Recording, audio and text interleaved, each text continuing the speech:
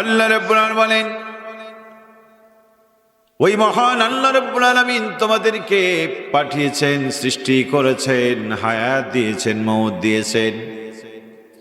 আল্লাহ রাব্বুল আলামিন দেখতে চায় এই পৃথিবীর মানুষ কারা কারা ভালো আমল করতে পারে। দুনিয়ায় বসে আখিরাতকে কারা ঠিক করতে পারে, এজন্য আল্লাহ পাক আমাদেরকে পরীক্ষা স্বরূপ পাঠিয়েছে। চলে যেতে হবে। এই গোরস্থান তার সাক্ষ্য। এখানে শুয়ে আছে যারা, এই তো কদিন আগে তাদের ছিল দুনিয়া, তাদের ছিল দাপট, ছিল তাদের জায়গা জমি, মান সম্মান, ইজ্জত ছিল। এক একজনের এত ইজ্জত আর সম্মান ছিল, তাদের কাছে মানুষ মাথা নত করতে বাধ্য হতো, কিন্তু সময়ের ব্যবধানে চলে গেছেন। আজকে কবরটা জীর্ণ শীর্ণ হয়ে পড়ে আছে। দিন আসবে এমন আমাদের সবার সামনে, সেই দিন আমাদের সামনে আছে না নাই? মানুষ যখন মারা যায়, মসজিদের মিনার থেকে ঘোষণা আসে অমুক গ্রামের অমুক ইন্তিকাল করেছেন। শোনার সঙ্গে সঙ্গে কোরআনুল কারীমের একটা আয়াত আমরা পড়ে থাকি, ইন্না লিল্লাহি ওয়া ইন্না ইলাইহি রাজিউন। নিশ্চয় সবকিছু আল্লাহর জন্য, সবাইকে তার কাছে ফিরে যেতে হবে। ওই মানুষটিকে গোসল করে কাফনের কাপড় দিয়ে কবরে যখন রাখা হয়, আমরা একটা আয়াত তখন তেলাওয়াত করি, মিনহা খালাকনাকুম ওয়া ফিহা নুঈদুকুম ওয়া মিনহা নুখরিজুকুম তারাতান উখরা। এই মাটি থেকেই তোমাকে সৃষ্টি করা হয়েছিল। তুমি এমপি ছিলে, মন্ত্রী ছিলে, কলেজের প্রিন্সিপাল ছিলে, মসজিদের ইমাম। আসল পরিচয় তা নয়, আসল পরিচয় হলো তুমি মাটির মানুষ। দুনিয়ার কেউ তোমাকে জায়গা দেবে না। যে মা তোমাকে গর্ভে ধারণ করেছিল, আজকে তুমি ইন্তিকালের পরে ওই মা তোমাকে 3 দিন ঘরে রাখবে না। যে সন্তানের জন্য এত সব করেছো, সেই সন্তান তোমাকে 10 দিন ঘরে রাখবে না। যে স্ত্রীকে এত ভালোবাসা দিয়েছ, তুমি মরণের পরে তার বুকে তোমার আর জায়গা হবে না। আজকে তোমাকে ফিরায় দেওয়া হয়েছে, যে মাটি থেকেই তোমাকে সৃষ্টি করা হয়েছিল, ওই মাটির কোলেই তোমাকে ফিরায় দেবে। যারা বলুন ঠিক কিরা? যেখানকার পানি সেখানেই যায়। আমরা ছোটবেলায় মহানন্দা নদীতে গোসল করে গামছাটা এরকম চাপ দিয়ে, এরকম একটা উড়াল দিয়ে আমরা একটা মন্ত্র পড়তাম, যেখানকার পানি সেখানে যা, আমার গামছা শুকিয়ে যায়। কুল্লু শাইইন ইয়ারজু ইলা আসলিহি, প্রত্যেক জিনিস তার নিজের দিকেই ফিরে যায়। যেই আম গাছের বিচি থেকেই গাছটা হয়, সেই গাছ কত বিশাল হয়। ওই গাছ থেকে সুন্দর ফলটা ধরে, আমটা কত সুন্দর, দেখতেও সুন্দর, খেতেও সুন্দর। আমটা যখন খাওয়া হয়ে যায়, সেই বীজটা যখন, আঠিটা যখন ফেলে দিই, যেই গাছ ওইখান থেকে তৈরি হয়েছিল যে চেহারা, ওই আম খাওয়ার পরও তার একই চেহারা। বলেন ঠিক কিরা? গাছ হওয়ার আগে যেই চেহারা, এত বছর পার করে আবার সেই চেহারা তার ফিরে এসেছে। আল্লাহ পাক বলেন, বান্দারে, এই মাটি থেকে তোমাকে সৃষ্টি করা হয়েছিল, আজ তোমাকে মাটির ভিতরে তোমারে দাফন করা হলো। ভেবন আব্দুল্লাহ, ভেবন আব্দুর রহমান, এই মাটি তোমার এই হাড়াড্ডিকে শেষ করে দেবে না। দিন আসবে, সময় আসবে, وَمِنْهَا نُخْرِجُكُمْ تَارَةً أُخْرَى। এই মাটি থেকেই তোমাকে একদিন মালিক তোমার দরবারে, তার দরবারে হাজির করবেন। আল্লাহু আকবার। কেন উঠাবেন, কি করবেন উঠায়? আল্লাহ রাব্বুল আলামিন বলছেন, ثم لتسألن يومئذ عن النعيم। বান্দারে, আমার দেওয়া প্রতিটি নিয়ামতের হিসাব তোমাকে দেওয়া লাগবে। কত নিয়ামত তিনি দিয়েছেন। কোরআন বলছে ওয়াইন তাউদ্দু নি'মাতাল্লাহি লা তুহসুহা। বান্দারে, এত এত নিখিত এত এত নিয়ামত তোমাদের দিয়েছি, জীবনে কোনোদিন গুনে গুনে শেষ করতে পারবা না। পারা যাবে? পারা যাবে বলে? প্রত্যেকটি নিয়ামতের হিসাব নেবেন। এই যে ঘরে ঘরে বিদ্যুতের লাইন, বিদ্যুৎ বিভাগ আপনার ঘরটা আলোকিত করে। গরমের সময় ওই পাখাটা ঘোরায় আপনারে ঠান্ডা বাতাস দেয়। মাস শেষে তারা আপনার বাড়িতে একটা স্লিপ পাঠায় দেয়। ওরা লিখে দেয় এই তারিখের ভিতরে বিল পরিশোধ করবেন, নইলে লাইন কেটে দেওয়া হয়। আল্লাহ বিশাল সূর্য দিয়েছেন, ফেরেশতা কোনোদিন বিলের কাগজ নিয়ে আসলো না। অক্সিজেন দিচ্ছেন আল্লাহ প্রতিনিয়ত। জিব্রাইল আলাইহিস সালাম কোনোদিন বিলের কাগজ নিয়ে আমাদের সামনে আসলো না। আল্লাহ পানি দিলেন, হাজার নিয়ামত দিলেন, কোনোদিন আসলো না। তার মানে ভুলে যাওয়া চলবে না, আল্লাহ ছেড়ে দেবে তা নয়। কোরআন বলছে লা ইন শাকারতুম লা আযীদান্নাকুম ওয়া লা ইন কাফারতুম ইন্না আযাবি লাশাদীদ। বান্দারে, আমার দেওয়া নিয়ামতের শুকরিয়া যদি আদায় করো, আমি আল্লাহ রাব্বুল আলামিন আরো বেশি বেশি করে তোমাদেরকে দান করব। আর যদি তুমি আমার নিয়ামত পেয়ে তুমি আমাকে ভুলে যাও, কিয়ামতের দিন আমি আল্লাহ তোমার কাছ থেকে হিসাব নিয়ে কঠিন বিপদের মুখোমুখি করব। পড়ে নাউজুবিল্লাহ। এই দুনিয়া মিছে মিছে নয়, তোমাকে পাঠিয়ে তোমাকে বিবেক সম্পন্ন প্রাণী বানিয়েছি। নবী দিয়েছি, রাসূল দিয়েছি, কিতাব দিয়েছি, সতর্ককারী দিয়েছি। ওয়ালাকাদ বাআতনা ফি কুল্লি উম্মাতির রাসূলা আন ইউবুদুল্লাহ ওয়াজতানিবুত তাগুত। আল্লাহ পাক বলেন, এমন কোন জাতি ছিল না, এমন কোন জাতি নেই যাদের কাছে আমার পক্ষ থেকে নবী না এসেছে।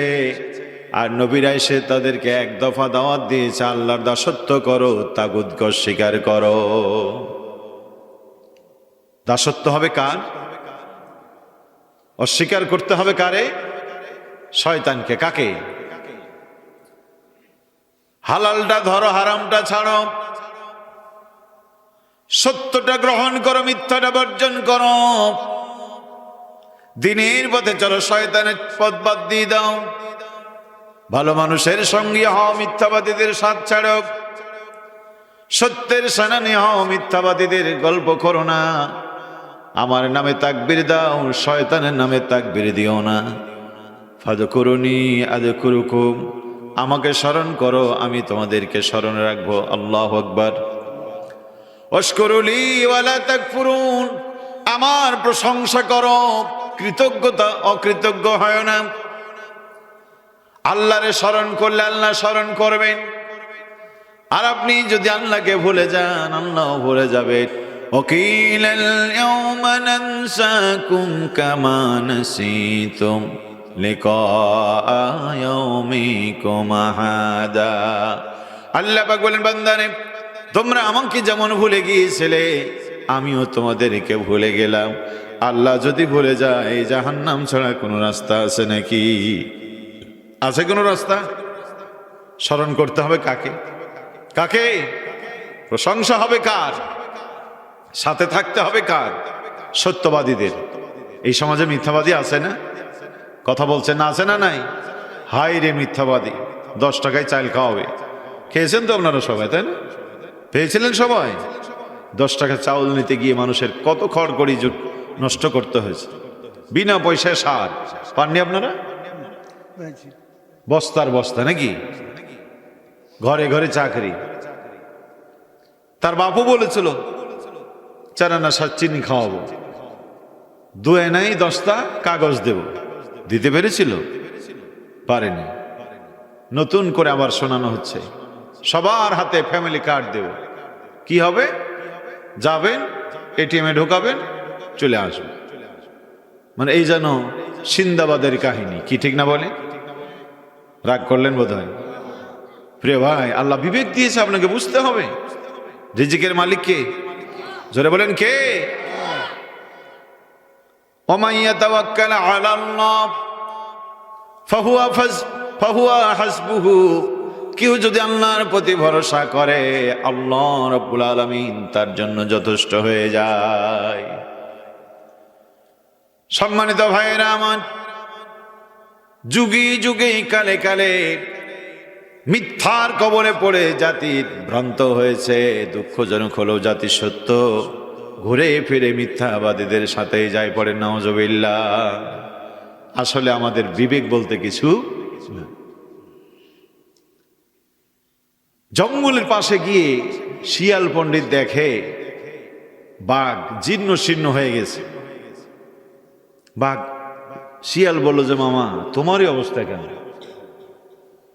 ডায়াবেটিস হয়েছে নাকি? বলে, ভাই না আর বলিস না, ইদানিং আর শিকার টিকার পাওয়া যায় না, বয়সও হয়ে গেছে, শিকার আগের মতো আর ধরতে পারি না। শিয়াল বলল, মামা তোমার এই অবস্থা দেখে আমার বড় কষ্ট লাগে, আচ্ছা দেখি তোমার জন্য একটা কিছু করা যায় কিনা। শিয়াল কতক্ষণ ঘুরে ফুরে দেখে মালিকের বাড়ির সামনে এক গাধা বাঁধা রয়েছে। গাধা কি বলল? গাধা আসলে তুই গাধা। গাধা বলল যে, তুই আমার এইভাবে বলছিস, আল্লাহ তো আমার গাধা বানিয়েছে। তো যে আল্লাহ গাধা বানিয়েছে, তবে তুমি নিজেও অনেকটাই গাধা। বলে কেন? বলে এই দেখে আসলাম এই বাড়ির পিছনে কি সুন্দর সুন্দর ঘাস, কি সুন্দর সুন্দর খাবার, আর তুই মালিক ওই কি দেবে সকাল সন্ধ্যা তাই নিয়ে বসে আছিস। একটু দুপা হেঁটে গেলি তো কত জাতের খাবার। গাধা চিন্তা করলো, ভাতিজা তো ভালোই কথা বলে। তো গাধা বললো যে, ভাতিজা কোথায়, তুমি আমার একটু নিয়ে যেতে? বলে, হ্যাঁ চলো। এখন নিয়ে আসছে। বাঘকে গিয়ে বলছে, মামা কাজ হয়ে গেছে, তুমি গর্তে বসে থাকো, আমি গাধাকে নিয়ে আসছি। গাধা যখন আসবে ঠিক মতো ধরে তার সাইজ করবে। বাঘ বলছে ঠিক আছে। ওই দিকে গাধারে ভুলাইয়া ভালায় নিয়ে আসছে। যেই মাত্র গর্তের কাছ দিয়ে যাচ্ছিল, বাঘ তো চিন্তা করলো কাজ হয়ে গেছে। 6 মাস ধরে কোনো শিকার পায় না, বাঘের ধৈর্য ধরেন, দিয়েছে লাভ। যেই মাত্র লাভ দিয়েছে, গাধা চিন্তা করলো বাপরে বাপ, তো বাঘ। গাধাও লেজ পিঠে করে দৌড় দিয়েছে, অল্পের জন্য ধরতে পারলো না, বয়স হয়ে গেছে, লাভ দিয়েছে, টার্গেটে পৌঁছতে পারেনি। এখন শিয়াল এসে বলছে, মামা এটা কি কাজ করলে তুমি? এত কষ্ট করে তারে নিয়ে আসলাম, আর প্রথমেই যে আক্রমণ তুমি করেছো, এই গাধা কি আর আসবে তোমার কাছে? বাঘ বলছে, বাঘ নেই, আমি জানি তোর বুদ্ধি মাথায় আছে, ভুল যাওয়ার হয়েছে, দেখ আরেকবার চেষ্টা কর। শিয়াল এবার গাধার কাছে বলল যে, গাধা কি ব্যাপার, তুমি পালিয়ে আসলে? বলে, পালাবো না মানে? ওখানে বাঘ বসেছিল দেখো না। শিয়াল বলছে, মামা এই জন্য তো তুমি গাধা, ওটা যদি আসলে বাঘ হবে তোমাকে ছেড়ে দেবে? মালিক তার বাগান জোগানোর জন্য একটা পুতুল বাঘ বানিয়ে রেখেছে, দূরে বোধহয় দড়ি নিয়ে বসে আছে, তোরে দেখে দড়ি টান দিয়েছে, আর ওই পথলার বাঘ লাভ দিয়েছে, তাই দেখে চলে আসে। গাধা চিন্তা করলে হলেও হতে পারে। শিয়াল বলছে, চলো। আবার নতুন করে নিয়ে আসছে। বাঘকে বলছে, বাঘ এবার কিন্তু ভুল করলে রাজনীতিতে জীবনের তরে হেরে যাবে, এটাই শেষ চান্স। বাঘ বলছে যে, ঠিক আছে, তুই যা বলবি আমি তাই করব। নিজের বুদ্ধি আর নাই, এখন শিয়ালের বুদ্ধিতে চলে। ভারত যা বলে, ব্রিটেন যা বলে, আমেরিকা যা শিখাই দেয়, লন্ডন থেকে যা এনেছে তাই এদেশে এসে প্রচার করে, ঠিক কিনা বলেন? সম্মানিত ভাইয়েরা, ওরা বলে দিয়েছে দেশের মানুষকে মূলা দেখাবি, মূলার পিছনে ছুটবে। দেশের মানুষ এত বোকা হয়ে নাই, কি বলেন আমরা না? এখন নিয়ে আসছে। বাঘ ঠিক মতো বসে আছে, গাধা যখন একেবারে নাগালে আসছে এবার লাফ দিয়ে ধরেছে, গাধার একেবারে ঘাড় মটকায় দিয়েছে। বয়সজনিত কারণে ধস্তাধস্তি করে ক্লান্ত হয়ে গেছে, বুকটা ফেড়ে দিয়ে বাঘ বলছে যে একটু জিরিয়ে নি তারপরে খাবো। বাঘ শিয়াল চিন্তা করলো, বাঘ যে হিংসুটে, যদিও জোট করেছে কিন্তু ভোটের পরে আমাকে আর হিস্সা দিবে না, সব নিয়ে নেবে সে, এখন আর সুযোগ ছাড়া যাবে না, ও বিশ্রাম গ্রহণ করুক। ও ভিতরে ঢুকে গাধার কলজা টলজা যা ছিল চাইটা বুঝে খাইলিয়ে টিস্যুতে মুখ মুছে বুঝা আছে। কতক্ষণ পরে বাঘ উঠে উল্টায় পাল্টায় দেখে, শুধু উল্টায় পাল্টায়। শিয়াল বলছে মামা করছো কি, শুরু করো। তো বলছে বাঘ না শুরু তো করবো, কিন্তু কি, শুরু করো। বলে আমার প্রিয় জিনিস দেখছি না কেন। কি তোমার প্রিয় জিনিস মামা? বলে প্রিয় জিনিস হচ্ছে কলিজা, আমি তো গাধার কলিজা খুঁজছি। শিয়াল বলছে যে কলিজা পাচ্ছ না? বলে না। ভিতরে, ঠিক আছে আমি দেখি। ভিতরে ঢুকে যা ছিল তাও চেটে মুছে খেয়ে এসে বলছে মামা এই গাধার কলিজা নাই। বাঘ বলছে যে বলিস কি, এত বড় প্রাণী তার কলিজা নাই? বলছে মামা তুমি বিশ্বাস করো কলিজা নাই। এই গাধার যদি কলিজা থাকতো, বিবেক থাকতো, আক্কল থাকতো, তুমি প্রথমবার যে দুর্ব্যবহার করেছো ওর জীবন চলে যেত না খেয়ে, তোমার মতো বাঘের খপ্পরে পড়তো না। ঠিক কিনা বলেন? এই জাতির আক্কেল হুঁশ যদি থাকতো, 54 বছর যাদের দ্বারা প্রতারিত হয়েছে জাতি তাদের পিছনে যেত না। ঠিক কিনা বলেন? আজকে জাতির অভ্যাস দেখে, তাদের কর্মকাণ্ড দেখে বোঝা যায় লম্বা একটা দেহ আছে কিন্তু দেহের ভিতরে আক্কল নাই, বিবেক নাই, কলিজা নাই, জ্ঞান নাই। আল্লাহ পাক বলছে ও নবী এরা মানুষ না, এরা চতুষ্পদ জন্তু। কোরআন বলছে ওয়ালাকাদ জারানা লিজাহান্নামা কাসীরাম মিনাল জিন্নি ওয়াল ইনসি লাহুম কুলুবুন লা ইয়াফকাহুনা বিহা ولهم أعين لا يبصرون بها ولهم آذان لا يسمعون بها أولئك كالأنعام بل هم أضل। আল্লাহর কোরআন বলছে নবী মানুষ আর জিনের মধ্যে বিপদগামী জাহান্নামী চিনবা কি করে নবী? আল্লাহ পাক বলছেন আমি তাদের হৃদয় দিয়েছি সব বোঝে না কোরআন, চোখ দিয়েছি সব দেখে না কোরআন, কান দিয়েছি সব শুনে না কোরআন। ও নবী জানিয়ে দাও উলাইকা কালানাম, এরা হলো চতুষ্পদ জন্তু, বালুহুম আদাল, এর থেকেও খারাপ। চোখ আছে দেখে, কান আছে শুনে, অন্তর আছে বিবেক দিয়ে চিন্তা করেন। আচ্ছা বলেন তো গরুর কলিজা আছে না নাই? ছাগলের কলিজা আছে না নাই? বিবেক তো ভালোই আছে, গরুর বিবেক নেই? কথা বলছেন, গরুর বিবেক আছে? গরুর বিবেক নেই, কলিজা আছে কিন্তু বিবেক না। ছাগলকে আপনি সারা রাত গল্প শোনান, ছাগল বাপদাদার ঐতিহ্য আছে। আমার দাদাও ছিল হাজী সাহেব, আমিও হাজী সাহেব হজ করে আসছি। খবরদার পরের ক্ষেত নষ্ট করবি না, কারো বেড়া ভাঙবি না, সারা রাত শুনবে, প্রতিবাদ করবে না। সকাল বেলায় শুধু গলার রশি খুলে দেখেন ও কি করে। প্রথম কাজ করবে প্রতিবেশীর লাউ গাছ কেটে দিবে, পরের বাড়ি ঢাকন ফেলে খাবে না, ও খামোখা ঢাকনটা ফেলে দিয়ে ঢাকন ভেঙে কাজে লাগিয়ে চলে আসবে। কি ঠিক না? যেই লাউ গাছ কেটেছে ওরা খেতে দেন, ও খাবে না, খালি আপনার সাথে কাজে লাগিয়ে দেওয়ার কাজ হয়। খামোখায় ওকে বেগুনের গাছ তুলে দেন, একটাও খাবে না, কিন্তু সকালবেলায় যান মুঞ্জখানটা কেটে দিয়ে চলেছে। কি নাই তার? বিবেক নেই, আক্কল নাই, কলিজা আছে। আল্লাহ পাক বলছেন নবী কলিজা থাকলে হয় না, বিবেক থাকতে হয়। যেই মানুষের কলিজা আছে বিবেক নাই, ওই গরু আর এই মানুষের ভিতরে নবী কোনো পার্থক্য নাই। ছাগল সারা জীবনও ভালো মন্দ বুঝতে পারে না, মালিকের খায়, মালিককে বিপদে ফেলে। আমার এই গোলামগুলি আমার খেয়ে পরে আমার বিরুদ্ধে স্লোগান দেয়। কোন নেতাই তার মুখে স্লোগান চেঞ্জ করে দিয়েছে, এখন থেকে সে আমার বিরুদ্ধে বিরুদ্ধাচারণ করে। ও ভুলে গেছে একদিন সেও আমার কাছে আসবে, নেতাও আমার কাছে আসবে। আমি নেতার কর্মীকে মুখোমুখি করায়া জাহান্নাম পাশে দাঁড় করায়া বান্দাকে হিসাব নেব। সেদিন নেতাও তার কাজে লাগবে না, পিতাও তার কাজে লাগবে না। বলেন ঠিক কিরা? ইত্তাকুল্লাহ হাক্কা তুকাতিহি, আল্লাহকে ভয় করো, ভয় করার মতো ভয় করো। ওয়ালা তামুতুন্না ইল্লা ওয়া আনতুম মুসলিমুন, মুসলমান না হয়ে মরো না। কেউ তোমার কাজে লাগবে না, কেউ তোমার পাশে থাকবে না। বান্দা, তুমি যদি আমার গোলাম না হয়ে মরো, বাপ তোমারে বাঁচাতে পারবে না, সন্তান তোমারে বাঁচাতে পারবে না, তোমার দায়িত্ব মা নিবে না, তোমার দায়িত্ব সমাজের নেতা নেবে না, তোমার নেতা তোমার দায়িত্ব নেবে না। তুমি যদি আমার গোলাম হয়ে যাও, কেউ তোমার পাশে থাকবে না, কিন্তু তোমার কোনো বিপদ নাই। গোলামি করতে হবে কার? আরো জোরে বলেন কার? কোন জায়গায়?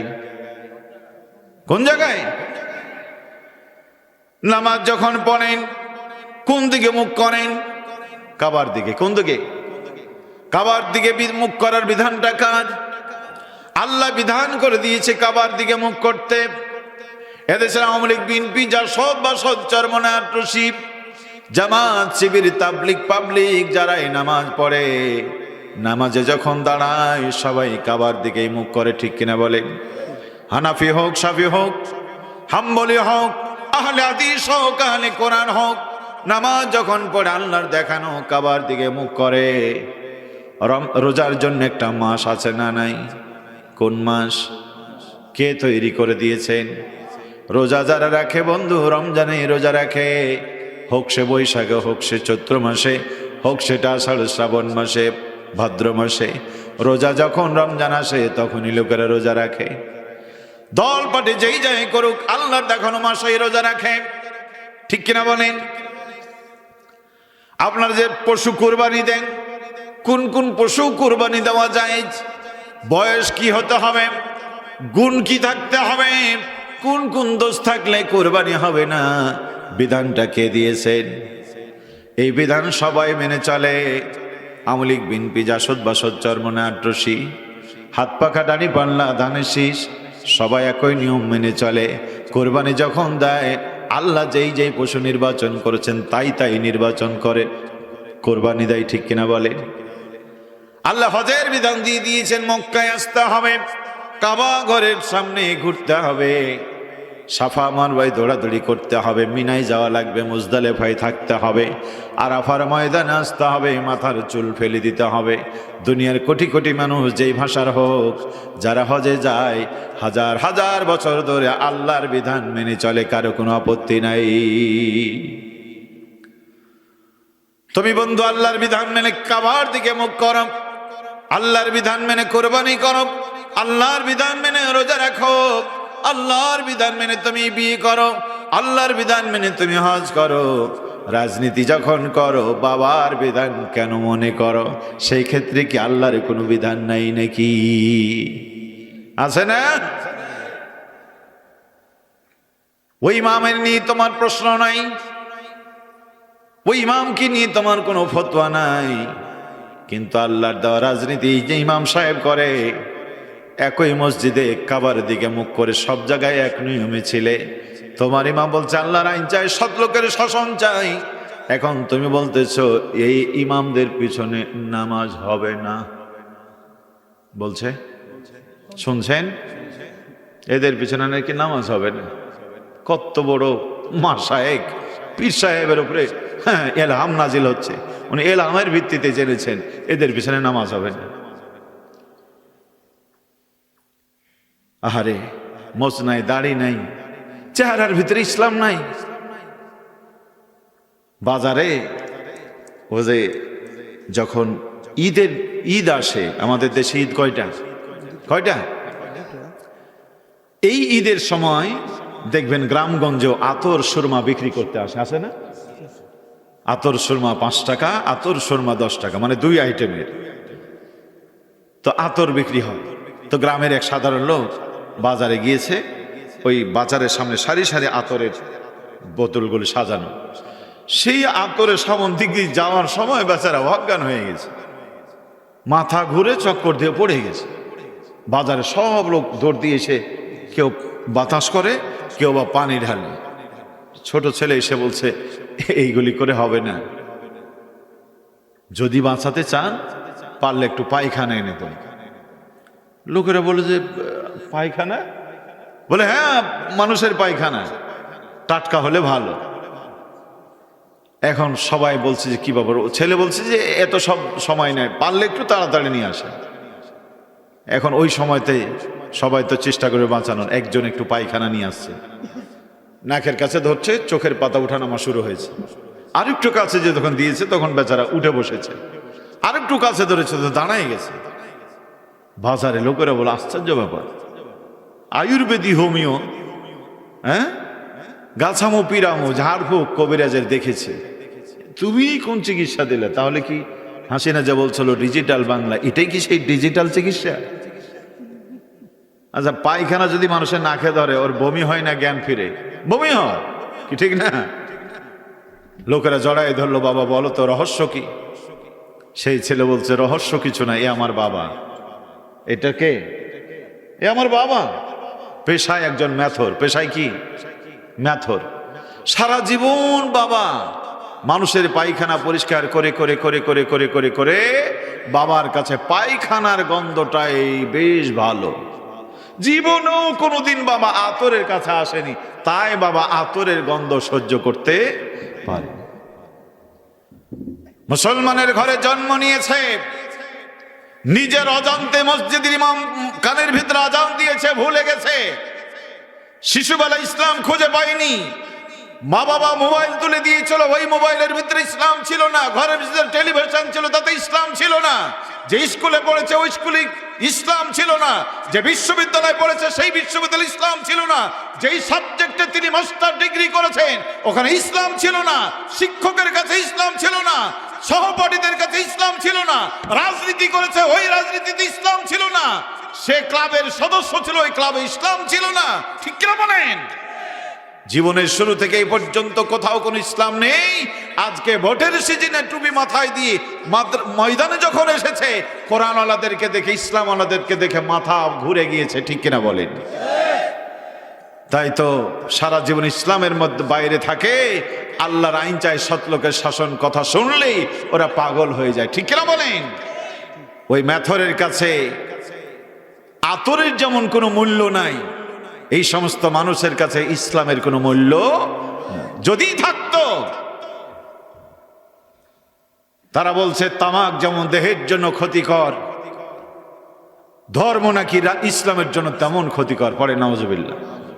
ধর্ম আর ইসলামকে আলাদা করেছো। ধর্ম আর ইসলাম আলাদা নয়, এক এবং অভিন্ন। যেটাই ধর্ম সেটাই ইসলাম, যেটা ইসলাম সেটাই ধর্ম। ধর্ম বাদ দিলে তোমার ব্যক্তি থাকে না, পরিবার থাকে না। ধর্ম বাদ দিলে তোমার বিয়ে টিকে না। ধর্ম বাদ দিলে তোমার মানুষত্ব টিকে না। ধর্ম বাদ দিলে তোমাকে দাফন করা যায় না। ঠিক কিনা বলেন? ধর্ম বাদ দিলে তোমাকে শ্মশানে পুড়িয়ে দেওয়া হয়। ধর্ম বাদ দিলে তোমাকে চিতার আগুনে দিয়ে দেওয়া হয়। কি মাওলানা? ধর্ম আছে বলেই তোমার বিবাহ, ধর্ম আছেই বলে তোমার মরণের পরে কাফন, ধর্ম আছে বলেই মরণের পরে জানাজা, ধর্ম আছে বলে তোমার জন্য কবর। অস্বীকার করে যারা মুসলমান থাকতে পারে না, মুসলমান থাকতে পারে না যারা, ওই ইমামের পেছনে নামাজ হবে না, এটাই সত্য। ইমামের পেছনে নামাজ হতে গেলে ইমান লাগবে না? কথা বলেন। ইমান যদি হারিয়ে যায় তাহলে ইমাম না, কাবার ইমামের পিছনে দাঁড়ালো কাজ হবে? কষ্ট হলো বোধহয়। মরতে হবে এই কবর, এই কবর। আসার সময় কবরগুলি দেখতে দেখতে এসেছেন, যাওয়ার সময় কবরগুলি দেখতে দেখতে যাবেন। প্রতিদিন অ্যাম্বুলেন্সের শব্দটা কানে আসে। ঘুম ভাঙার আগেই ওই রামজীবনপুর মসজিদ থেকে খবর আসে, অমুক গ্রামের অমুকের বাবা ইন্তিকাল করেছে। ওই রানীহাটের বাজার থেকে মাইক ভেসে আসে, অমুকের অমুক ইন্তিকাল করেছে। এমন কোনো সকাল হয় না বন্ধু ডানে বামে কোনো দিক থেকে মৃত্যুর খবর না আসে, প্রতিদিন মরণের খবর আসে, আপনাকেও চলে যেতে হবে। মরণের পরে আল্লাহ পাক আপনাকে উঠায় বলবে মার রব্বুক, কে তোমার রব, মা দিনুকা, কি তোমার রাজনীতি, কি তোমার জীবন ব্যবস্থা, মান নাবিয়ুকা, দুনিয়ায় কারে নেতা মেনেছো, কার জন্য এত সব করেছো, কার জন্য কারে পিটাইছো। এই জন্য আল্লাহ পাক বলছেন ওয়া মিনান নাসি মান ইয়াশরি নাফসাহু ইবতিগা মারদাতিল্লাহ আল্লাহু রাউফুম বিল ইবাদ। মানুষের মধ্যে কতগুলি মানুষ আছে আল্লাহর ভালোবাসার জন্য নিজের জীবন উৎসর্গ করে দিতে পারে, আর আল্লাহ পাক ওই বান্দাদের জন্যই বড়ই দয়াশীল। এই ধর্মকে অবমাননা করেছিল, রঙ্গিলা রসুল কিতাব লিখেছিল, এই ভারতের কুলাঙ্গার প্রিয় ভাইয়েরা, একজন রাখাল যুবক সহ্য করতে না পেরে আদালতের প্রাঙ্গণে গিয়ে তারে ছুরিয়াঘাত করেছিল, ধরা পড়ে গেল। বাংলার সিংহ বলা হতো যারে, কে ফজলুল হক, তার বিরুদ্ধে আইনি লড়াই করতে গেলেন। কষ্ট হচ্ছে ভাই, চলে যাবেন নাকি? এমনিতে লোকজন কম, আমি কি শেষ করে দেব? চলবে কিছুক্ষণ নাকি? সম্মানিত ভাইয়েরা আমার, মসজিদ আজান হয়, ওই মুয়াজ্জিনের সাথে আপনাদের কারো দুশমনি আছে? আছে? মসজিদে টাকা দেয়, মসজিদ কমিটির সদস্য মুষ্টির চাউল দেয়, মাসে মাসে চাঁদা দেয়, সব করে বন্ধু। মাসের যে রুটিন আছে সেই শিডিউল মোতাবেক মুয়াজ্জিনকেও খেতে দেয়। কিন্তু সমাজে কত মানুষ আছে সব করে, কিন্তু আজান শোনার পরে মসজিদে যায় না, এমন মানুষ এই মর্দনে আছে না নাই? ও বন্ধু, আজান শুনে নামাজ পড়ে না, রমজানের চাঁদ দেখে রোজা রাখে না, টাকা থাকার পরে হজ করে না, যাকাত দেয় না, এমন মানুষ আছে না নাই? কোরআন শুনে মানুষ সবাই, কোটি কোটি মানুষ কোরআন শুনে, মানে না সবাই। শুনেছিল আবু জেহেল মানে নাই, শুনেছিল আবু লাহাব মানে নাই, শুনেছিল উতবা, শুনেছিল হিন্দা মানে নাই। কিন্তু অশিক্ষিত মূর্খ পরের বাড়ি খেটে খাওয়া চাকর বেলাল কোরআন শুধু শুনে নাই, কোরআন শুনেছে, কোরআন মেনেছে। এই কোরআন মানতে গিয়ে বেলালের জীবনে এসেছে অত্যাচার। জীবন্ত মানুষটারে পিটাতে পিটাতে হাড় হাড্ডি ভেঙে একাকার করে দিয়া বুকের উপরে পাথর চাপিয়ে দিয়েছে। এমন বেড়াল নড়তেও পারে না, চড়তেও পারে না, নিঃশ্বাস বের হয় না। একে তো আরব জাহানের মাটি গরম, সেই গরম বালির উপরে বেলালকে শুই, আর একটা গরম পাথর তার বুকে। যতটুকু শব্দ বের হয় বেলালের কণ্ঠ থেকে বের হয় আহাদ আহাদ আহাদ আহাদ। আল্লাহ পাক হযরত বেলালকে এমন সুসংবাদ দিলেন, কোরআন বলছে ইন্নাল্লাযীনা ক্বালু রাব্বুনাল্লাহ সুম্মা ইসতাকামু। কেউ যখন বলে আল্লাহ আমার রব, বিপদ আসে, মুসিবত আসে, ধৈর্য ধারণ যখন করে, কোরআন বলছে তাতানাজ্জালু আলাইহিমুল মালায়েকা, ফেরেশতা নাজিল করি কানের কাছে বলে লা তাখাফু ওয়া লা তাহজান, চিন্তা করো না, ভয় করো না, আল্লাহর জান্নাতের সুসংবাদ শোনো। এ সময় যে জান্নাতের জন্য মার খেয়েছিস ওই তো জান্নাত। এ আসিয়া যেই জান্নাতের স্বপ্ন দেখতে গিয়ে ফেরাউনের এত সুখে দুপায়ে লাথি মেরেছ, ওই তো জান্নাত, মরে গেলেই জান্নাত। এই নিজামি যে জান্নাতের আশায় এত বছর জেল খেটেছ, গলায় রশি দেখে ভয় পেও না। দুনিয়ার লোকেরা তোমার গলায় রশি দিয়ে শ্বাস বন্ধ করবে, নিঃশ্বাস বন্ধ হওয়ার সাথে সাথে ওই জান্নাত তোমাকে হাতছানি দিয়ে ডাকবে। তাই তো মৃত্যুর দুয়ারে দাঁড়িয়েও তারা হাসতে হাসতে মরেছে। পড়েন আল্লাহু আকবার। আসহাবে উহদের লোকেরা একটা একটা করে মানুষ ধরে আগুনে নিক্ষেপ করে, এক মায়ের কোল থেকে ছোট্ট শিশুকে টান মেরে আগুনে নিক্ষেপ করে দিয়েছে। মা হাও মাও করে কান্দে। দুনিয়ার মা সব সইতে পারে, সন্তানকে চোখের সামনে আগুনে পোড়া তো দূরের কথা, পিপিলিকারে কামড় সহ্য করতে পারে না। সেখানে মায়ের কোল থেকে টান মেরে আগুনে ফেলেছে, মা কান্দে। ছোট্ট সন্তান বলে, মা কাঁদেও কেন? কাঁদিস না মা, দুনিয়ার দৃষ্টিতে থেকে দেখা যায় এটা আগুন, আগুনের মধ্যে এসে দেখা যায় এটা আগুন না, এটা আল্লাহর তৈরি করা জান্নাত। আল্লাহু আকবার। চলে আয় মা, চলে আয়। আগুনে আসতে দেরি হবে যতক্ষণ, তোমার আমার সাথে মিলন হতে হবে দেরি হবে ততক্ষণ। তুমিও যদি আগুনে ঝাঁপ দিতে পারো মা, আজকের আগুন আগুন নয়, এ আগুনের রেলগাড়িতে চড়ে আল্লাহর জান্নাতে যাওয়া যায়। মাগো তুমি কাঁদছো কেন একলা বাড়িতে? তোমার আমার দেখা হবে মাগো,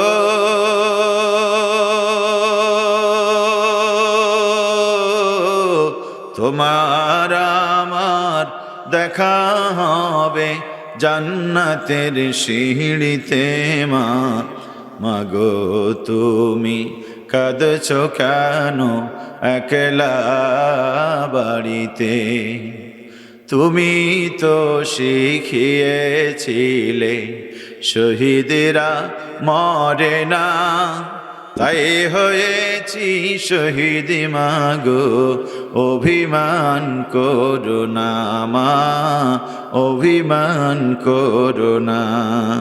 জিহাদ থেকে পারি কি মা মাগো,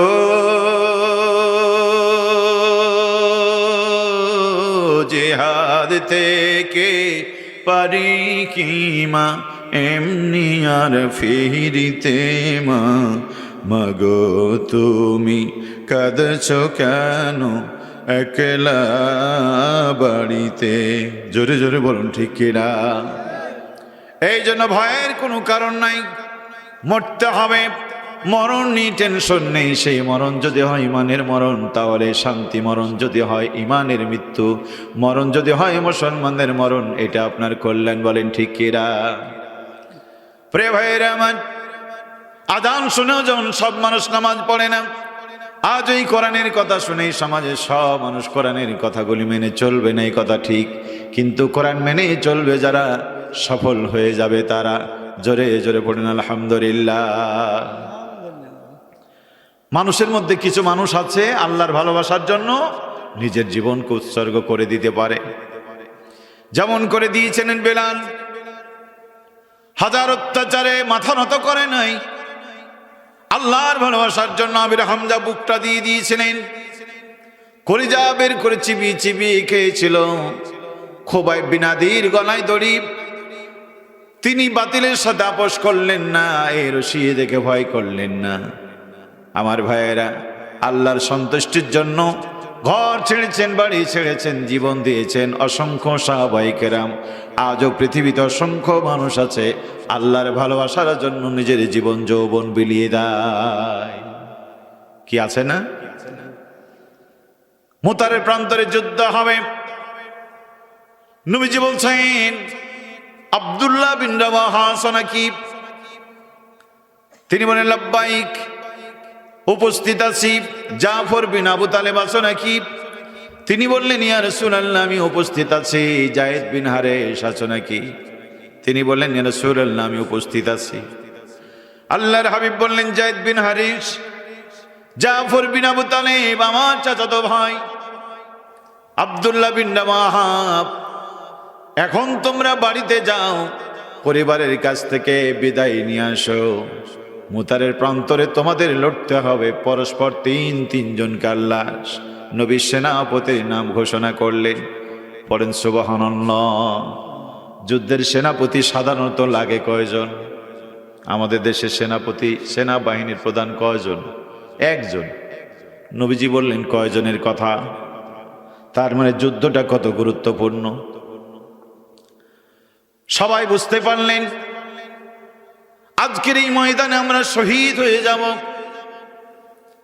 জাফর হযরতে যায়েদ বিন হারিস দাঁড়িয়ে বললেন, ইয়া রাসূলুল্লাহি, ইয়া হাবিবাল্লাহ, ঈমান আনার পর থেকে আপনার কাছে এসে ধন্য হয়েছি, আপনার ভালোবাসা পেয়েছি, আম্মা জান আয়েশার ভালোবাসা পেয়েছি, আপনার আব্বা ডেকেছি, আয়েশারে মা ডেকেছি, বাড়িতে যাওয়ার প্রয়োজন নাই, আপনি শুধু দোয়া করে দিবেন, ও নবী আমি যুদ্ধের ময়দানে যেতে রাজি। জাফর বিন আবু তালেব বাড়িতে গেলেন, সন্তানদেরকে কাছে ডাকলেন, কপালে চুমু দিলেন, গালের মধ্যে চুমু দিলেন। প্রিয়তম স্ত্রীকে দেখে একান্ত গোপনে ডেকে বলেন, প্রিয়া, এই দেখা তোমার সাথে আমার শেষ দেখা, আমি চলে যাচ্ছি দিনের জন্য। নবীজি আমার আগেও একজন সেনাপতির নাম ঘোষণা করেছেন, আমার পরও একজন সেনাপতির নাম ঘোষণা করেছেন, এর দ্বারা বোঝায় অন্তত আমি শহীদ হয়ে যাব। চলে যাচ্ছি প্রিয়া, সন্তানগুলিকে দিনের রাস্তায় পরিচালিত করে দেখে রেখো, আল্লাহর হাওলায় রেখে যাচ্ছি। প্রিয় তোমার স্ত্রী তরবারখানা নিয়ে আর আল্লাহর দিকে হাত তুলে বলছে, রব্বুল আলামিন, স্বামী আমার জিহাদে যাচ্ছে, বাধা দেব না, দয়া করে স্বামীকে আমার গাজী বানায়া আমার কোলে ফিরাইয়া দিও। হযরতে জাফর বিন আবু তালিব তরবারিখানা নিয়ে উল্টো দিক দিয়ে স্ত্রীর শরীরে ঠেকায় বলতেছে, প্রিয়া, এমন দোয়া করো না, এই দোয়া আল্লাহর কবুল হবে না। আমি যে আজকে শহীদ হয়ে যাব, আমার নাকের ভিতরে কেন জানো জান্নাতের সুঘ্রাণ নাকের ভিতরে আসতেছে, পড়েন সুবহানাল্লাহ। বেরিয়ে পড়লেন, সন্তানগুলি আব্বু আব্বু করে ডাকতে শুরু করল। প্রিয়তমার স্ত্রী পিছন দিক থেকে মায়াবী কণ্ঠে বলে, একবার দাঁড়াও, একটু দাঁড়াও, আর একবার তোমার সোনালী চেহারা দেখি। কিন্তু আল্লাহর দিনের গোলাম ওই যে দৌড় দিয়েছেন, পিছনে ফিরে তাকালেন না, কে ডাকে, কারা ডাকে? সন্তানের আব্বু ডাক, স্ত্রীর ভালোবাসার ডাক দিনে দায়দেরকে ফিরাইতে পারে নাই। আল্লাহকে যারা বেসেছে ভালো, দুঃখ কি আর তাদের হতে পারে, হতাশা কি আর তাদের হতে পারে। যারা লয়েছে বুকে কুরআনের বাণী, লয়েছে বুকে কুরআনের বাণী, হতাশা কি আর তাদের হতে পারে, দুঃখ কি আর তাদের হতে পারে। সামনে পা বাড়ালো যারা আজ নতুন পৃথিবী গড়বে,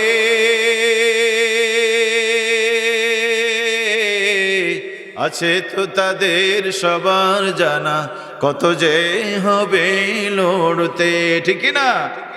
সামনে পা বাড়ালো যারা আজ কোরআনের পৃথিবী গড়তে, আছে তো তাদের সবার জানা, কত যে হবে মরতে। জীবনের সব কিছু টানতাই ফিরে যায় বারে বারে, দুঃখ কি আর তাদের থাকতে পারে, হতাশা কি আর তাদের হতে পারে। মায়ের আদর, বোনের সুখ, স্ত্রী সন্তানের সুখ, হাজার মায়ের ভালোবাসা, স্ত্রীর ভালোবাসা, সন্তানের আব্বু ডাক তাদেরকে ফিরাইতে পারে না। বলেন ঠিক কিরা? দৌড় দিলেন আব্দুল্লাহ ইবনে রাওয়াহা, ঘরের ভিতরে গেলেন, স্ত্রী কোরআন তেলাওয়াত করতেছিল। আহারে, মুসলমান কারে বলে? বিবাহের দিন ঘরের ভিতরে তেলাওয়াত। আমাদের দেশে বিবাহের দিনে কি গান বাজনা? ওই দিনে গান হয়, বিয়ের রাত্রে গান হয়, বিয়ের দিনে গান হয়। কি গান, আজে বাজে গান, সারা রাত সারা দিন গান হয়। নিজের গান বাদ দিয়ে এত বেলা হয় ভাবে যান, পান্তা নাই মোর পেটে। তার মানে নতুন বয়সে শুনে ভাবির গল্প। কি ঠিক না? সম্মানিত ভাইয়েরা আমার, জান্নাতি মানুষের ঘরটাও জান্নাতি হয়। পড়েন আল্লাহু আকবার। ঘরের ভিতরে গিয়ে দেখে প্রিয়তমা কোরআন তেলাওয়াত করতেছেন, সালাম দিলেন আসসালামু আলাইকুম ইয়া আহলাল বাইত। ভিতর থেকে জবাব দিল ওয়ালাইকুম আসসালাম। কে তুমি? আমি আব্দুল্লাহ ইবনে রাওয়াহা। দরজা খুলি? বলে না, খোলার দরকার নাই। বললেন প্রিয়তমা, তোমার সাথে সদ্য বিয়ে হয়েছে, আমার নাম জিহাদের ময়দানে নবীজি সেনাপতির নাম উচ্চারণ করেছেন 3য় নাম্বারে। এসেছি তোমাকে শেষবারের মতো সালাম দিতে। দোয়া করো আমি যেন দিনের জন্য শহীদ হয়ে যেতে পারি। ভিতর থেকে বেগম বললেন, স্বামী আমার, তুমি একজন মুসলিম পুরুষ, আমি একজন মুসলিম নারী। ইসলাম বাঁচানো তোমার জন্য যেমন দায়িত্ব, আমার জন্য দায়িত্ব। তুমি জিহাদে যাবে, আমি নিষেধ করব না। একটাবার ঘরে আসো। আমি শুনেছি এই আরবের তুমি সুদর্শন হিরো পুরুষ, তোমার ওই সুন্দর চেহারাটা আমি একবার দেখতে চাই। কিয়ামতের দিন মুসিবতের সময় তোমাকে দেখলে যেন চিনতে ভুল না হয়। বাইরের থেকে দাঁড়িয়ে বললেন, প্রিয়া, আমার দেখার প্রয়োজন হবে না। হতেও তো পারে তোমাকে দেখতে গেলে মনের ভিতরে প্রেম ভালোবাসা জাগ্রত হবে। নবী আমার ডেকেছেন, দেরি হয়ে যাবে। ধৈর্য যদি ধরতে পারো, আল্লাহর প্রতি সবর ইখতিয়ার যদি করতে পারো, দায়িত্ব তোমার না আমার না। আল্লাহ রাব্বুল আলামিন জান্নাতের দরজায় তোমার সাথে আমার পরিচয় করায় দিবেন। আসসালামু আলাইকুম। সালাম দান করে 3জন সেনাপতি যুদ্ধের ময়দানে হাজির। আমার ভাইয়েরা, একে একে সবাই শহীদ হয়ে গেছে।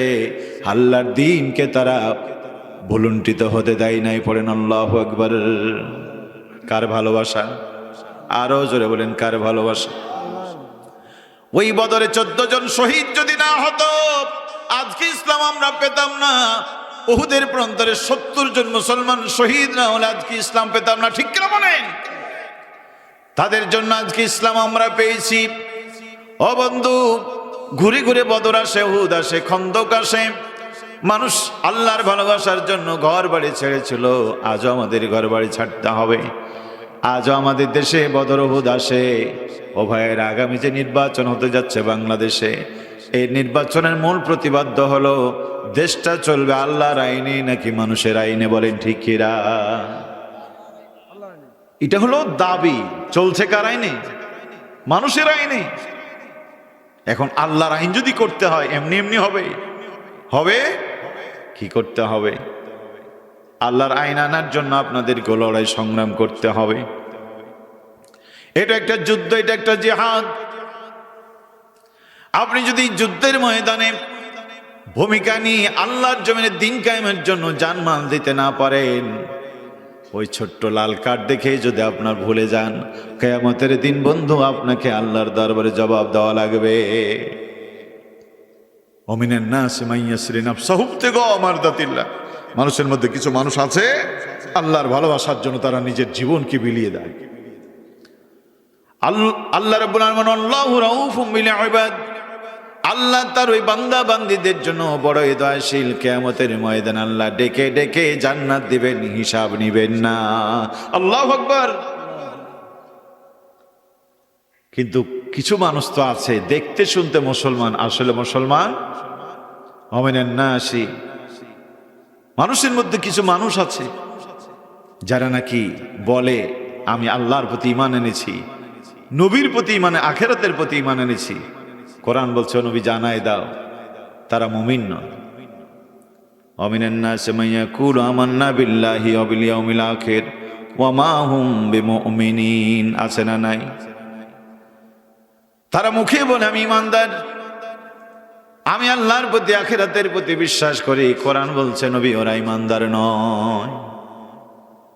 প্রচন্ড শীতের দিন, 7 বছর 8 বছর বয়স ছেলেটার নিউমোনিয়া হয়েছে। মা 3 দিন হাসপাতালে থেকে তারে বাড়িতে নিয়ে আসছে। সেই সন্তান আবার পরের দিন বিকেলবেলায় পুকুরে নেমে কাদা মেখে পানি সারা শরীরে বাড়ি আসছে। মায়ের মেজাজ ঠিক আছে?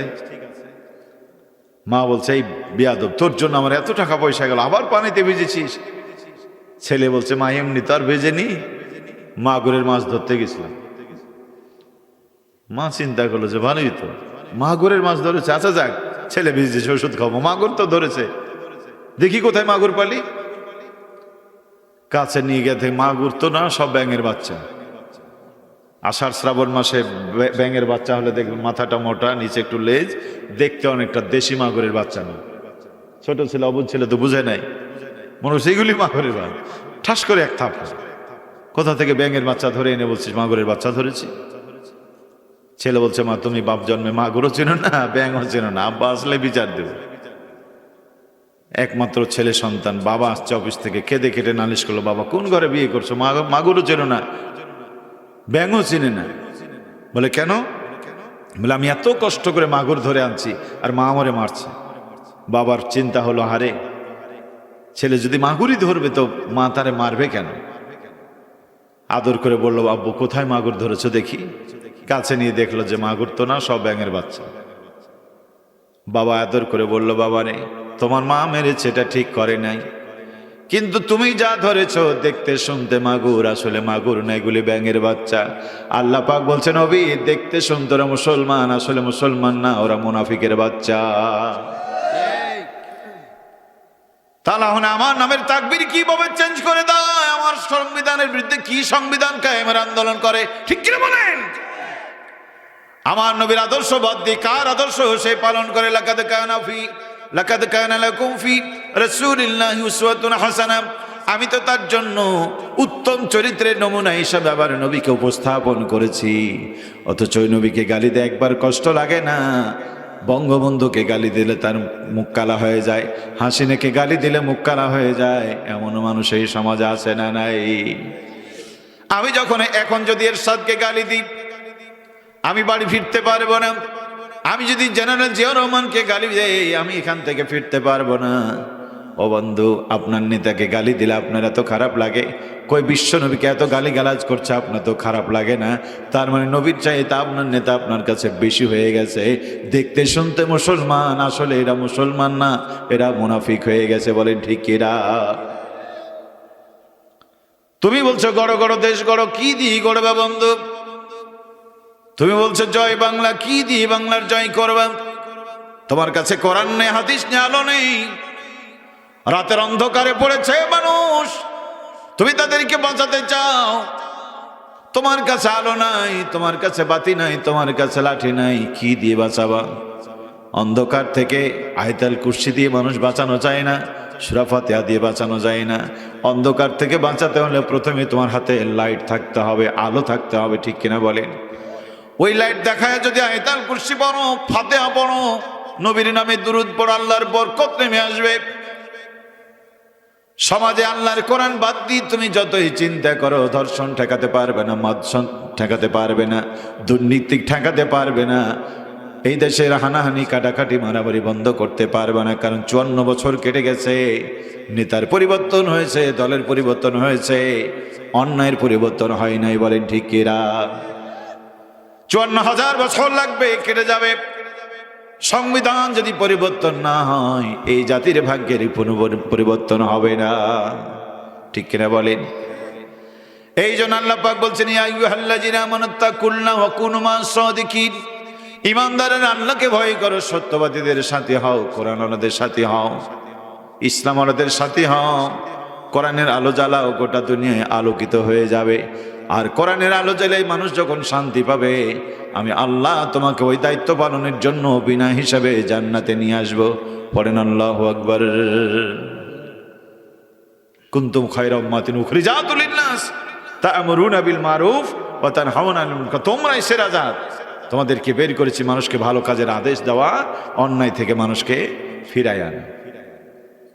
আচ্ছা, নামাজে দাঁড়িয়ে গেছেন, ইমাম সাহেব নামাজ শুরু করে দিয়েছে, সূরা কেরাত চলছে, একজন এসে বলছে আমার ঘরে আগুন লেগেছে, আগুন নিভাও। এখন বলেন তো, নামাজ চলবে না আগুন নিভাতে হবে? কি করতে হবে? আগুন নিভাতে হবে। কেন জানেন?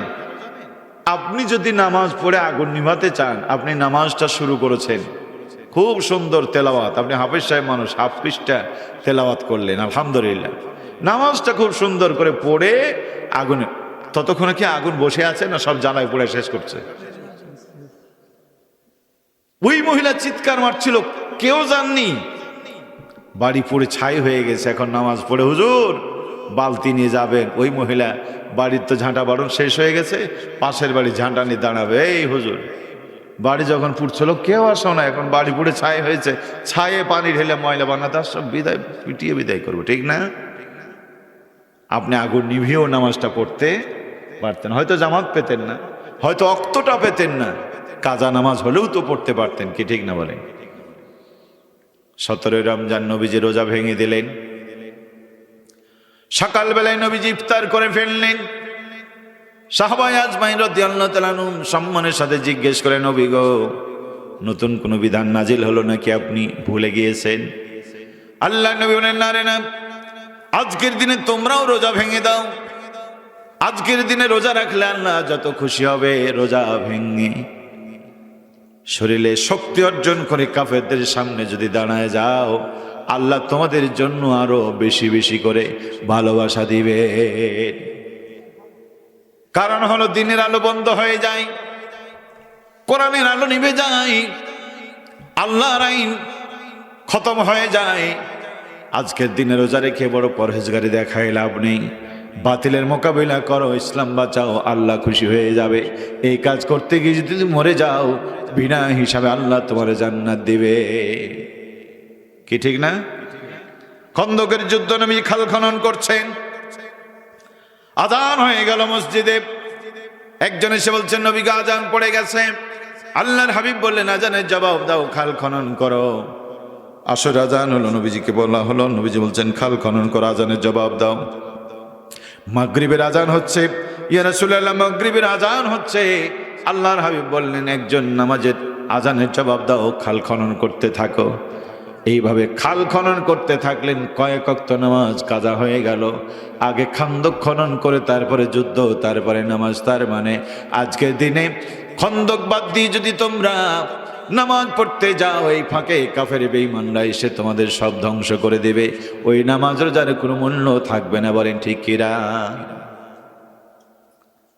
12 তারিখে ভোট হবে, আপনি পহারা দিতে গেলেন, সকাল থেকে যে বসে আছেন, জোহরের নামাজটা পড়া হলো না, আসরও কাছেই গেল, আপনি ভাবলেন একসাথে 2 নামাজ কাজা করি কি করে, বাস। এবার যাই নামাজ খান বগলে করে মসজিদে গেলে নামাজ পড়তে, জামাতের সাথে নামাজ পড়তে হবে। আপনি জামাতের সাথে খুব নামাজ পড়ে 33 বার সুবহানাল্লাহ আলহামদুলিল্লাহ আল্লাহু আকবার পড়ে জিকির আজকার করে আসছেন, ততক্ষণে ভিতরে যায় দেখেন আপনার বাক্স পল্টে দিয়ে আর একজন বাক্স ভরে দিয়েছে।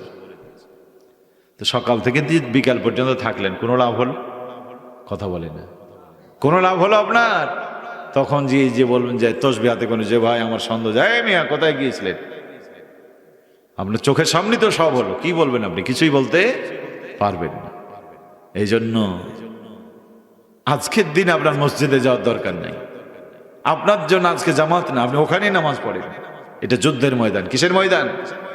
যুদ্ধের ময়দানে একদল সাহাবী নামাজ পড়েছে, আর একদল যুদ্ধ করেছে, তাদের নামাজ শেষ, বাকিরা তখন নামাজ শুরু করেছে, কি ঠিক না বলেন? আপনাকে ইসলামের স্ট্যাটাস বুঝতে হবে, ইসলামের সৌন্দর্য বুঝতে হবে। আজকে যখন আপনাকে ইসলাম ময়দানে ডাকছে, তখন আপনি তাবলিগে বেরিয়েছেন। তাবলিগ খারাপ আমি এটা বলছি না, তাবলিগ তো অবশ্যই করতে হবে, কিন্তু ময়দানে যখন ডাক এসেছে, এখন আপনার ওই ময়দানে যাওয়ার দরকার। আল্লাহ রাব্বুল আলামিন বলছেন, ভালো মানুষের সঙ্গে হও। কেন হবেন? আপনাদের শরীরে, আমার শরীরে ধরেন ধুলা বালি কাদা সব, এই পাশে একটা পুকুর আছে, আমি যদি এই পুকুরে নামি, পুকুর থেকে ওঠার সময় বলেন তো আমার শরীরে এই ধুলাবালি কাদা থাকবে? আপনার শরীরটা খুব সুন্দর, পাউডার মেখেছেন, বিদেশি সেন্ট দিয়েছেন, দামি কাপড় পরে আছেন, রাস্তার ধারে আছে ড্রেন, শহরে বড় বড় ড্রেন আছে না, ওই ড্রেনে পানি আছে না? নাই। আপনি ঘটনাক্রমে কোনো ক্রমে ড্রেনের মধ্যে পড়ে গেছেন। এখন এই ড্রেন থেকে উঠলে আপনার শরীরে সুগন্ধ আছে তো? কথা বলেন, সুগন্ধ আছে? কি আছে এখন? দুর্গন্ধ, পচা দুর্গন্ধ, কাছে যাওয়া যায় না, বাজারের মধ্য দিয়ে যেতে পারবেন না। দোষটা কি আপনার না পানির? পানির দোষ। স্বচ্ছ পানিতে পড়লে আপনার শরীরকে পরিষ্কার বানিয়ে আপনার স্বচ্ছ বানায়। ময়লা পানিতে পড়লে আপনি লোক যতই ভালো হন আপনার শরীরকে ময়লা করে তোলে, ঠিক কিনা বলেন? আল্লাহ নাই, রসুল নাই, পরকাল নাই, এদের সাথে যদি আপনি চলেন আপনার ইমানকে ধ্বংস করে দেবে। আর আপনি যদি ইমানদারদের সাথে চলেন তাহলে আপনার দুর্বলতা আস্তে আস্তে কাটিয়ে আল্লাহ আপনাকে সুন্দর খাঁটি বানাই দেবে, ঠিক কিনা বলেন? সম্মানিত ভাইয়েরা আমার, এই জন্য কোরআনের সাথে যারা, দ্বীনের সাথে যারা, তাদের সাথে থাকতে হবে। কোরআন বলছে ইয়া আইয়াতুহান নাফসুল মুতমাইন্না ইরজিই ইলা রাব্বিকি রাদিয়াতাম মারদিয়া ফাদখুলি ফি ইবাদি ওয়াদখুলি জান্নাতি। ঈমানদারেরা, হে আমার প্রিয় আত্মা, বিশ্বস্ত আত্মা, ফিরে আসো, রবের দিকে ফিরে আসো, সন্তুষ্টির দিকে ফিরে আসো, কোরআনের দিকে ফিরে আসো। সালেহীন বান্দাদের সাথ ধরো, জান্নাত চলে যাও। জান্নাত যদি যেতে হয় আমাদের খাঁটি মুসলমান হওয়া দরকার আছে না নাই? আল্লাহ পাক বলছি আইয়ুহাল্লাযীনা আমানু দুখুলু ফিস-সিলমি কাফা। ঈমানদাররা পরিপূর্ণ ইসলামের মধ্যে প্রবেশ করো। ওয়ালা তাত্তাবিউ খুতুওয়াতিশ শাইতান। খবরদার শয়তানের পদাঙ্ক অনুসরণ করো না, সে তোমাদের দুশমন। সে নিজেও জাহান্নামে যাবে, তোমাকেও জাহান্নামে নিয়ে যাবে। ও বন্ধু, দেখতে শুনতে মুসলমান হইলে মুসলমান হয়, ছাগলের ব্যবসা করে, লাভ হচ্ছে না, মনে মনে চিন্তা করলো কি করে লাভবান হওয়া যায়। তাই একজন পরামর্শ দিল যে এখন বাজারে ছাগলের তো দাম কম। তাকে একজন পরামর্শ দিয়েছে যে তুমি কুত্তার গায়ে ছাগলের চামড়া পরাই দিবে। এখন ওই যে বাজারে বিক্রি করছে ছাগল গোস্ত, ওইটা তো পেয়েছে কিছু দাম, এখন চামড়াটা এনে বাড়িতে ছিল হৃষ্টপুষ্ট কুকুর, সেই কুকুরের গায়ে সুন্দর করে চামড়াটা লাগাই দিয়েছে। বাজারে নিয়ে গেছে, ঈদের মার্কেট দেখেই পছন্দ হয়েছে। দাম কত? বলে 20,000। এই মেয়ে 20,000, 18,000 দিবা? বলছে যে না না না। আচ্ছা ঠিক আছে, বলছেন যেহেতু আপনি তো জানাশোনা লোক, নিয়ে যান। 25,000 টাকা দাম লাগে ওর যে স্বাস্থ্য, 18,000 পেয়ে খুব খুশি। এখন ছাগল নিয়ে এবার বাড়ির দিকে রওনা দিয়েছে। পথের মধ্যে ছাগলের পেশাব ধরছে, তো ছাগল পেশাব করে দেখি পা তুলে ঠ্যাং তুলে পেশাব করে। মালিকের ধারণা হলো কি রে, ছাগল তো ঠ্যাং তুলে কোনোদিন পেশাব করে না। হায় রে কলির কাল, হ্যাঁ এখন ছাগলও ঠ্যাং তুলে পেশাব করে। তার মনে একটু সন্দেহ জাগলো, ঘটনাটা কি? তা আস্তে করে ছাগলের কান ধরে টান দিয়েছে। ছাগলের শব্দ শুনবে, সেই শব্দ তো হয় না, বরং চামড়া একটু খুলেই দিয়েছে। তো চামড়া খুলে আনলো, ঘটনা কি? দেখে যে এই দিক দিয়ে, পেটের দিক দিয়ে মনে হয় কিনা একটু সিলাই করা। আস্তে করে বসে একটু একটু একটু সিলাই কাটে, দেখে হ্যাঁ সিলাই কেটে যাচ্ছে। পা পু ভা ভা করে, ওর শরীর কাটলে তো চিৎকার করবে, ও শরীর তো কাটছে না। আস্তে আস্তে করে সব বাঁধন খুলে দেখে ভিতরে একটা কুকুর, সামনে ওপরে ছাগলের চামড়া। আচ্ছা বলেন, কুকুরের গায়ে ছাগলের চামড়া পরালে কুকুর কি ছাগলের নিয়ম নীতি মানবে না কুকুরের নিয়ম নীতি মানবে? ওর নিয়ম নীতি যা ছিল তাই মানবে। ও ভাই, সারা জীবন ইসলাম পালন করে না, আর এই যখন বাতাস আসে তখন মাথায় টুপি, হাতে তসবি আর পাগড়ি নিয়ে, কি কথা! অন্তরে যদি ইসলাম না থাকে ওর মুখ দিয়ে ইসলাম বের হবে? কথা বলেন, ইসলাম বের হবে? ওটা দেখতে শুনতে ছাগল, আসলে ছাগল নয়। বুঝতে হবে বন্ধু, এটা হলো ধোঁকা, প্রতারণার দুনিয়া। শয়তান আপনার পিছনে লেগে আছে।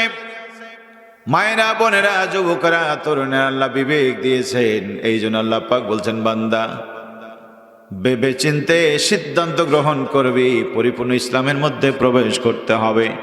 কিছু মানে না, তা হতে পারে না। বলেন ঠিক কিরা? ওজোর ফরজ কয়টা? শীতের দিনে কয়টা? এই যে কদিন আগে কোন শীত গেল, তাও 4টা। বন্ধু, 4টা ফরজ আল্লাহ করেছেন। বৈশাখ মাসও 4, চৈত্র মাসও 4, ফাল্গুনেও 4, পৌষ মাসেও 4। আল্লাহ দেখতে চায় বান্দা গরমের কালে পানি নাড়তে তো ভালো লাগে, শীতের কালে পানি নাড়া বড় কঠিন। এরপর আমার বিধান মেনে তুমি 4 ফরজ পালন করো কিনা? নামাজের ভিতরে 13 ফরজ, 13টাই করতে হবে বন্ধু। একটা যদি বাদ দিয়ে দেন 13 ফরজের কোনো মূল্য, 12 ফরজের মূল্য থাকে না। 4 ফরজের 1 ফরজ বাদ দিলে 4 ফরজের মূল্য থাকে না। গোসলের মধ্যে কয় ফরজ? গোসলের মধ্যে 3 ফরজ। একটা যদি বাদ দেন গোসল হবে না। গোসলের ফরজ জানেন তো নাকি? হ্যাঁ জানেন? অনেকে জানে, অনেকে জানে না। আমাদের দেশে গোসলের ফরজ হলো মাঠ থেকে আসবেন, গামছা এখান ঘাড়ে নেবেন, সরিষার দান্না মাথায় দিবেন, চাপচাপ দিয়ে পড়বেন, বাস খলবলা করে ধুয়ে বাড়ি চলে আসবেন। এটা হলো গোসল ফরজ নাকি? সকল ক্ষেত্রে গোসলের ফরজ হচ্ছে আপনাকে গড়গড়ার সহিত কুলি করতে হবে, নাকের নরম অংশ পর্যন্ত পানি দিতে হবে, সমস্ত শরীরটা একবার ভালো করে ধুইতে হবে। এটা হলো ফরজ। আপনি 7 দিন পুকুরে ডুবে আছেন, গড়গড়া করে গুলি করেন নাই, আপনার গোসল হবে না। আপনি 14 দিন পানিতে ডুব দিয়ে বসে আছেন, নাকে পানি দেননি, আপনি ভাববেন যে হুজুর না ডুব তো দিয়েছি, নাকে তো পানি গেছে, ওই যাওয়াতে হবে না। এই জন্য গোসলের ফরজটা জেনে গোসল করতে হবে, কি ঠিক না বলেন? মায়েদের বোনেদের জন্য একই কথা। সম্মানিত ভাইয়েরা আমার, ও যদি 4 ফরজ লাগে, নামাজে 13 ফরজ লাগে, যেটা যেখানে দরকার সেখানে যদি না হয় বন্ধু, ওই ইবাদত যেমন কবুল হয় না। আল্লাহ পাক নামাজ, রোজা, হজ, যাকাত ফরজ করেছেন, পাশাপাশি আল্লাহর জমিনে দিন কায়েমটাকে আল্লাহ ফরজ করে দিয়েছেন। পড়েন আলহামদুলিল্লাহ। সব আপনি করলেন, নামাজ পড়লেন, রোজা রাখলেন, হজ করলেন, যাকাত দিলেন, সব আপনি করেছেন বন্ধু। ঘর বানিয়েছেন, ছাদ দিয়েছেন, এরপরে দরজা বানিয়েছেন, জানালা বানিয়েছেন, ভেন্টিলেটর বানিয়েছেন, সব করেছেন। ঘরের ভিতরে দরজায় যে তালা লাগাতে হয়, লক, এটাই নাই, ছিটকানিটা নাই। কত টাকার জিনিস এটা? খুব বেশি টাকার জিনিস না। বলেন তো দেখি, এই যে ছিটকানি নাই, আপনার ঘরে নিরাপত্তা আছে? আছে? আপনি যে সাইকেলে চলেন, সব ঠিক আছে বন্ধু, ব্রেক ঠিক আছে, বেল্ট ঠিক আছে, হ্যান্ডেল ট্যান্ডেল সব ঠিক আছে, চাকা টায়ার সব ঠিক আছে। ছোট্ট একটা ভলটিউব, সে বলছে আজকে আমি তোমাদের সাথে থাকবো না, আমি জোট আলাদা করে নিলাম, আমার তো কোনো মূল্য না, আমি ছোট, তোমরা আমাকে শুধুই ছোট বলে ঘৃণা করো, আমি তোমাদের সাথে থাকবো না। ভলটিউব যদি আপনার সাথ থেকে চলে যায়, ওই গাড়িতে চড়ে আপনি যাবেন না গাড়ি আপনার উপরে চড়বে? ওই গাড়ি এখন ঘাড়ে করে যাওয়া লাগবে। সম্মানিত ভাইয়েরা, একটা সচল সাইকেল মানে দামি টায়ারটাও যেমন থাকতে হবে, ছোট্ট ভলটিউবটাও থাকতে হবে, নইলে পরিপূর্ণ একটা সাইকেল হতে পারে না। আল্লাহর কোরআন বলছে, বান্দারে নামাজ আছে, রোজা আছে, হজ আছে, যাকাত আছে, আমলের ভিতরে জিহাদ নাই, তোর আমলের কোনো মূল্য আমার কাছে নাই। আম হাসিবতুম আন তাদখুলুল জান্নাতা ওয়ালাম্মা ইয়ালামিল্লাহুল্লাযিনা জাহাদু মিনকুম ওয়া ইয়ালামাস সাবিরিন। তোমরা কি মনে করেছো আমি জান্নাত চলে গিয়েছি অথচ দেখবো না? তোমরা কারা কারা জিহাদে অংশগ্রহণ করেছো আর কারা কারা ধৈর্য ধারণ করেছো? তার মানে জিহাদের আমল যদি না থাকে, ওই আমল আল্লাহ ফিরায় দেবে, ফিরায় দেবে। এই জন্য জিহাদের আমল আমাদের করতে হবে। কোথায় জিহাদ করবেন? কার সাথে লড়াই করবেন? কোন ময়দানে লড়বেন বন্ধু? সেই তরবারির যুদ্ধ, আপনি যাকে মারছেন সে আপনাকে দেখতো, আপনাকে যে মারছে তাকে আপনি দেখতেন। এই যুদ্ধের ময়দানে যাওয়া তো দূরের কথা, আজকের যুদ্ধ আপনি কার বিরুদ্ধে লড়ছেন কেউ দেখবে না। গোপন ব্যালটের ভিতরে আপনি সিলের মাধ্যমে একজনের সাথে মতামত দিবেন, তাই লোকেরা রাজি হয় না, বলে হুজুর না, হুজুর বলছেন ঠিক, এলাকায় ঠিকা যাবে না। এলাকায় টিকবেন না কার ভয়ে? আল্লাহ পাক বলে, ইত্তাকুল্লাহ, আল্লাহকে ভয় কর, কুনুমা সাদিকিন, সত্যবাদীদের সাথে হও। আপনি জেনে বুঝে বন্ধু মিথ্যাবাদী চোর ডাকাতের সাথে সঙ্গ দিয়েছেন, আমলনামা সব ধ্বংস হয়ে কিয়ামতের দিন জাহান্নামে যাওয়া লাগবে। এই জন্য গোরস্থানে মাহফিল চলে যেতে হবে আমাদের। আল্লাহ পাক বলছেন, বান্দা ওয়ালা তামুতুন্না ইল্লা আনতুম মুসলিমুন, মুসলমান না হয়ে মরো না। মুসলমান হয়ে মরেনি আবু তালেব, জাহান্নামে যাবে। মুসলমান না হয়ে মরেছিল। হযরত ইব্রাহিম আলাইহিস সালামের বাবা আজর কিয়ামতের দিন তার টেনে এসে জাহান্নামে নিয়ে যাবে। ইব্রাহিম আলাইহিস সালাম দেখবেন বাবাকে শিকল পরে টানতে টানতে নিয়ে যাচ্ছে। ছেলে হিসাবে মায়া লাগবে, আল্লাহকে ডেকে বলে, মালিক ওই তো আমার বাবা ফেরেশতারা জাহান্নামে নিয়ে যাচ্ছে, আমি সহ্য করতে পারি না। ও মালিক, দুনিয়ার প্রত্যেকটা নবীকে তুমি একটা বিশেষ দোয়া শিখিয়ে দিয়েছো, বিশেষ পাওনা শিখিয়ে দিয়েছো, আমারও ছিল। জগৎবাসী যখন আমাকে আগুনে ফেলে আমাকে আমার শরীর থেকে কাপড়গুলি খুলে দিয়েছিল, আমি তোমার কাছে বলেছিলাম, আল্লাহ এত বড় বেইজ্জতি, তুমি আমাকে বলেছিলে ইব্রাহিম কিয়ামতের ময়দানে তোমাকে আমি খুশি করে দেব। ওয়াল্লাহ, আজকে বাবারে জাহান্নামে নিয়ে যাই, আমার সহ্য হয় না, যদি বাবাকে তুমি মাফ করে জান্নাতে দাও আমি বড় খুশি হয়ে যাব। কি দাবি, তাই না? কত সুন্দর যৌক্তিক দাবি। আল্লাহ পাক বলেন, ইব্রাহিম মাথাটা নিচু করো। মাথা নিচু করবেন, রব্বুল আলামিন সেকেন্ডের ভিতরে তার বাবার চেহারা একটা কুৎসিত খব্বিসে পরিণত করে দিবেন। চোখ তুলে তাকায় দেখবেন সামনে বাবা নাই, একটা কুৎসিত চেহারার মরা শুকুর পড়ে আছে। টানতে টানতে জাহান্নামে নিয়ে যাবে। ইব্রাহিমের মনে কষ্ট থাকবে না। প্রিয় ভাইরা, নবীর বাবা হয়ে ইমান না থাকার ফলে জাহান্নামে যাওয়া লাগে, নবীর চাচা না হয়েও ইমান না থাকার কারণে জাহান্নামে যাওয়া লাগবে। অতএব পরিপূর্ণ ইমান যদি না থাকে বন্ধু, কবরটা যেখানে হোক জাহান্নামে যেতে হবে। পড়ে নাউজুবিল্লাহ। এই জন্য আসুন, জীবনের পড়ন্ত বিকালে হতে পারে আজকের পরে দুনিয়া থাকবে, আপনি থাকবেন না। জীবনের শেষ বেলায় একটা বার ইসলামের জন্য আমরা কাজ করে যাই, আল্লাহর দ্বীনের বিজয়ের জন্য। আপনি একটা সাক্ষ্য রেখে যান, আপনি আল্লাহর কাছে সাক্ষ্য রেখে যান, আল্লাহ তোমার জমিনের দিন কায়েম হোক, এটা আমি চাই।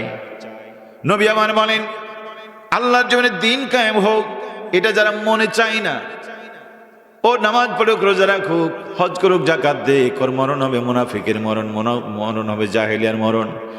আবার কেউ যদি দিন কায়েম হোক এটা শুধু চায়, দিন যদি কায়েম করতেও না পারে, চাওয়াটা যদি অন্তরের হয়, আল্লাহ তাআলা তাকে শাহাদাতের মর্যাদা দিয়ে দিবে।